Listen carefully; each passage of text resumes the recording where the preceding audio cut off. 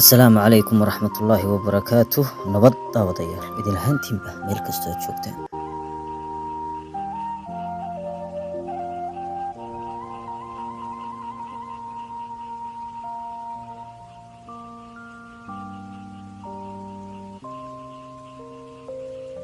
Wuxuu barnaamijkeenanu hordhac u yahay barnaamij aynu ku soo qaadan doonno duurjoogta Siberia, dhulka la saaxiibka ah barafka.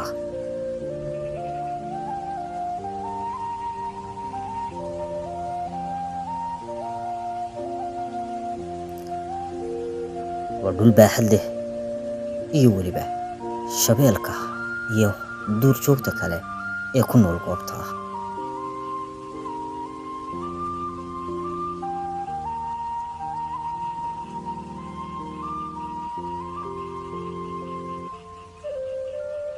Haddaba barnaamijkeenan ha moogaan in la soco waa xalqado istaba socda iyo weliba qaybo waad mahadsan tahay.